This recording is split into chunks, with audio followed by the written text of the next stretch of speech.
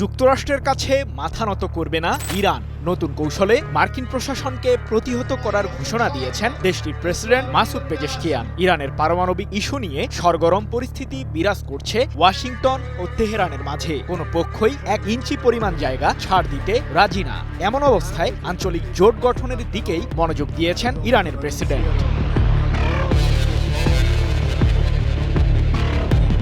নতুন প্রজন্মের ড্রোন আর আধুনিক ক্ষেপণাস্ত্রের মহড়ায় ইসরায়েল ও যুক্তরাষ্ট্রের বুকে ভয় ধরিয়ে দিয়েছে ইরান। গত বছর 2 দফায় ইসরায়েলের রাজধানী তেল আবিবকে লক্ষ্য করে হামলা চালায় ইরানের সর্বোচ্চ প্রতিরক্ষা বাহিনী IRGC।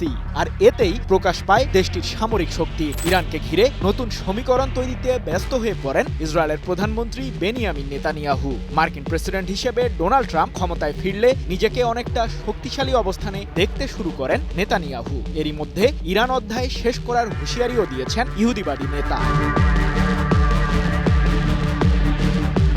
সম্প্রতি ইরানের পারমাণবিক কর্মসূচিকে ঘিরে তোড়জোড় শুরু করে আন্তর্জাতিক আণবিক শক্তি সংস্থা IAEA। 6টি পরমাণু বোমা বানাতে পারে ইরান, এমন দাবিও জানায় সংস্থাটির প্রধান রাফায়েল গ্রসি। মধ্যপ্রাচ্যে যাতে সংঘাত ছড়িয়ে না পড়ে সেই লক্ষ্যে ইরানের পারমাণবিক কর্মসূচির ওপর লাগাম টানতে পরোক্ষভাবে যুক্তরাষ্ট্রের হস্তক্ষেপ কামনা করে IAEA। তাই তো গত 4 ফেব্রুয়ারি মধ্যপ্রাচ্যে সুপার পাওয়ারে পরিণত হতে যাওয়া ইরানের ওপর আবারও নিষেধাজ্ঞা জারি করেন ট্রাম্প। বন্ধ হয়ে যায় মার্কিন ডলারের বিনিময়ে ইরানের তেল রপ্তানির কার্যক্রম।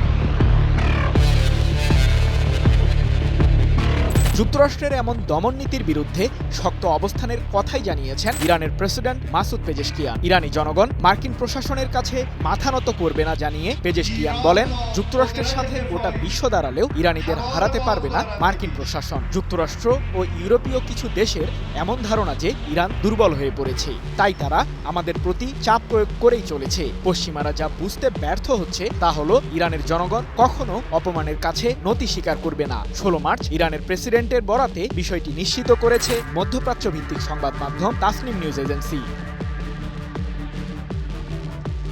টানা 7মবারের মতো বেস্ট টিস্যু পেপার ব্র্যান্ড হিসেবে স্বীকৃতি পেয়েছে বসুন্ধরা টিস্যু। সম্প্রতি রাশিয়ার প্রেসিডেন্ট ভ্লাদিমির পুতিনের সাথে কৌশলগত চুক্তি করেছেন মাসুদ পেজেশকিয়ান। 20 বছর মেয়াদী ওই চুক্তির মাধ্যমে সামরিক ও প্রতিরক্ষা খাতে মস্কোর সহায়তা পাবে তেহরান।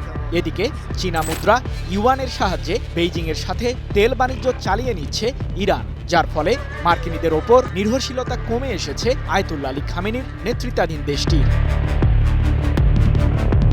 তবে যুক্তরাষ্ট্র কিংবা ইসরায়েলের অপকৌশলের বিরুদ্ধে ইরানি জনগণকে একজোট হওয়ার প্রতি জোর দিয়ে প্রেসিডেন্ট পেজেশকিয়ান বলেন, আমরা 100 বার ব্যর্থ হলেও যতদিন বেঁচে থাকব ততদিন আমরা অভ্যন্তরীণ ঐক্য এবং প্রতিবেশীদের সাথে সুসম্পর্কের মাধ্যমে আমাদের দেশ গড়ে তুলব। নিজেদের বিজ্ঞানীদের সহায়তায় দেশটি ড্রোন ও ক্ষেপণাস্ত্র কর্মসূচির ওপর সফলতা দেখিয়েই চলেছে।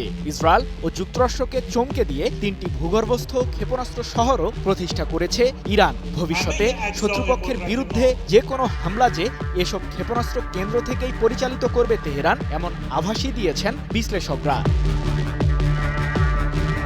সৃজন মাহমুদ, নিউজ 24।